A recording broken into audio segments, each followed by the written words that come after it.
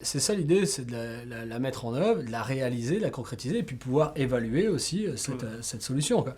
Donc du coup, pour ça, il y a un outil qui est très connu aussi et qui s'appelle la route de Deming. La route de Deming, donc vous avez certainement déjà vu ça, c'est un cercle qui est divisé en quatre où on a plan, do, act, check. Donc, ça veut bien dire ce que ça veut dire. La plan, donc planifier ce que l'on va mettre en place.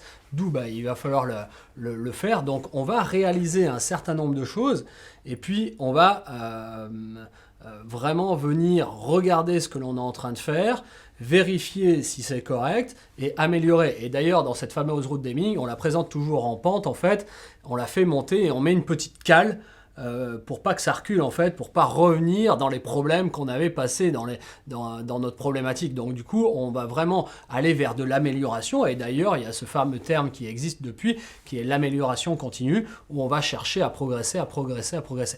Donc il y a la route Deming, ça rejoint aussi ce que j'appelle le cycle de Kolb.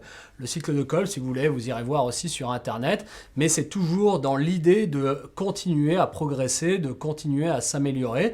Et un problème peut-être très intéressant là-dedans, parce que, tiens, d'ailleurs en ce moment, je ne sais pas si vous regardez la télévision, mais ça m'a assez surpris, c'est un peu démago à mon sens, mais il y a une grande marque célèbre de soupe qui fait des soupes aujourd'hui, et qui en termes marketing, on dit « Ah bah merci d'avoir relevé tel ou tel problème dans nos soupes, merci de nous avoir dit que c'était trop salé, merci de nous avoir dit que les légumes E214, ils n'existaient pas, ou tout ça », et donc du coup maintenant ils mettent plus que des vrais légumes dans leur soupe. Alors, c'est assez démago, mais en termes marketing c'est très bon, mais c'est dans cette idée-là où on avait un problème et on a amélioré le problème, on a changé les choses, on a mis en place des choses, et donc du coup on a fait cette amélioration continue.